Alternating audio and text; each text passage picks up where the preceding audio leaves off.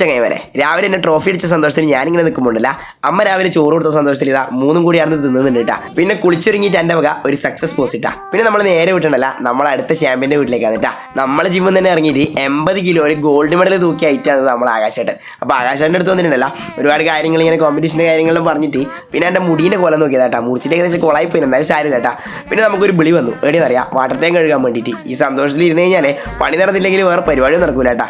അങ്ങനെ വേഗം ചെങ്ങായിൻ്റെ വീട്ടിലെത്തി. ചെങ്ങായിൻ്റെ വീട്ടിൽ ചീരിയെല്ലാം കുറേ പറിച്ച് കറി വെച്ചു കേട്ടാ. എൻ്റെ കൂടെ 7ാം ക്ലാസ് വരെ പഠിച്ച ചെങ്ങായിൻ്റെ വീട്ടിലാണ് ഇരിക്കുന്ന ടാങ്ക് കഴുകേണ്ടത്. വഴി തിരിയാണ്ട് ഗൂഗിൾ മാപ്പിലിട്ട് റേഡിയോയിൽ എത്തിന് നമ്മൾ.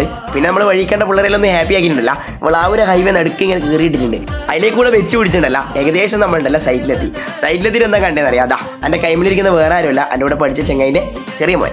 എന്നെ കണ്ടപ്പോൾ ആൾ ഭയങ്കര ഹാപ്പി. പിന്നെ ഇതാണ് മൂത്ത മോൾ കേട്ടാ. അങ്ങനെ എല്ലാവരും കണ്ടിട്ട് നമ്മൾ നേരെ ടാങ്ക് കഴുകാൻ മുകളിൽ കയറി.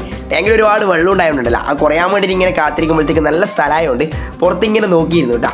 ഞാൻ മാത്രമല്ല, എൻ്റെ പേര് പോസ്റ്റായിട്ട് ഒരുത്തനും കൂടി ഉണ്ട് കേട്ടാ. പിന്നെ ക്യാമറേൻ്റെ മുമ്പിൽ വരാൻ മടിയാവുന്നുണ്ടല്ല, നേരെ ഓൻ്റെ ബാക്കിൽ ക്യാമറ വെച്ചിട്ട് കുറച്ച് വീഡിയോ എടുത്തു കേട്ടാ. വീഡിയോ എടുത്ത സമയം പോയത് പറഞ്ഞില്ല, ടാങ്കിലെ വെള്ളം പറ്റിയത് പറഞ്ഞില്ല. ഇതാണ് നമ്മളിതാ ടാങ്കിൻ്റെ കണ്ടീഷൻ.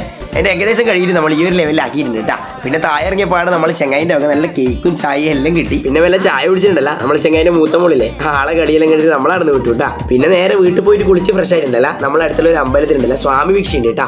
ആടെ ഭിക്ഷ കൂടാൻ വന്നു. നല്ല വെജിറ്റബിൾ ബിരിയാണി ഉണ്ടായിട്ടാ.